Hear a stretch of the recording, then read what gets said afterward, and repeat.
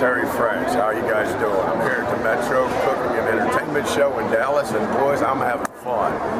One thing I want to talk about with you is some exotic foods and some tips. Now, exotic foods can mean a lot of things to a lot of different people, depending on what culture you're from and where you live at, or what's available. Now, when I talk about exotics, for most people, they're understanding some chicken, some pork, and some beef steaks. Now, when I go after it, I'm talking about some wild turkey, some guinea hen, some snake, some frog, sharks, all those kind of other exotic type of animals that most people don't eat for dinner on Wednesday night. Some of the tips for those things is this and a like venison, very lean, very good, very organic. One of my favorite is venison. Then there's elk, there's mountain lion, there's all kinds of different types of proteins that are out there that can be fit into any recipe that you have that would consist of a chicken or a beef or a fish.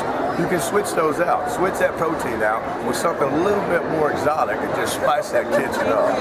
Now, one of the things that I've probably never really liked, the hardest exotic food that I've ever cooked was a sea cucumber. One, it's not the prettiest thing coming out of the sea to begin with. And when you go to cook it, you go to serve it to somebody, it looks a little bit like a sea monster. Now, I've cooked it for two people at the same time, a Jewish family and a Chinese family, doing it at a buffet. Now, the Jewish family ate it, Chinese family didn't eat it, but you know, it was the funny thing was it was a Chinese restaurant that I was cooking at. So it really caught me off guard, but like I said, exotic foods aren't for everybody, but it depends on your culture, where you're from, whether or not you eat cockroaches or praying mantises, or I had grasshoppers in Houston for the first time last weekend at the show there. But just reach out and use your imagination and try something different. I'm sure you're going to find something else that you like outside of a boneless skinless chicken breast. Now, all these guys around here, they want to know a little bit something about me that nobody else really knows. I got some big stuff coming up, and if I tell you, I have to shoot you with my gun. Now, I got some big things going on. A lot of things that people don't know about me is that, you know, I just love being out and I love people. It's sort of obvious, but the book will be out and you'll read what you don't know about me and that little secret that I keep telling all the reporters. I can't tell you. I'm here at the Metro Cooking Show, and I just want to tell you one thing. I got to meet one wonderful lady in Houston last weekend, and I got to have some real fun with Miss Fabulous Paula Dean this weekend. I want to tell you, boy, that girl can make me blush. She's a good old Southern woman, and boy, I tell you, I got her back. She's one of the finest women that I've ever met and got a heart of gold, and her whole family are a blessed part of the memories that I'm going to have from doing this show, and going to be some lifelong friends. I'm going to tell you now, good people. I'm so honored to come here and work with her at this show. Paula, I love you, girl. Keep on making me blush, sister.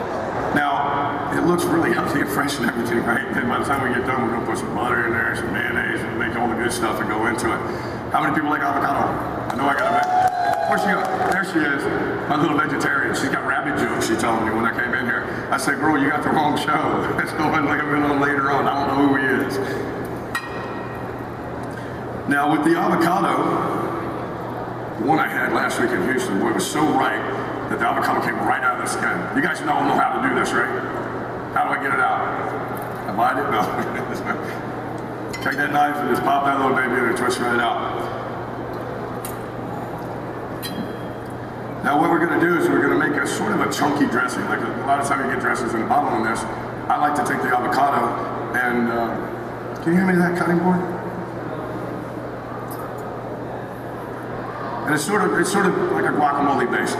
What's different about it is that I'm going to put some sweetness to it that you probably wouldn't think about a lot. I was writing a recipe, they asked me what I wanted to do, and I was like, what do I do? I was crabbing at the time when I was asked to do this, so I'm like, yeah, we're going to do crab when we go out there because you guys don't get crab very often, I'm sure, out here unless you're kind of in a bottle. So I get mine natural about 800 feet off my house, so I'm very fortunate to that effect.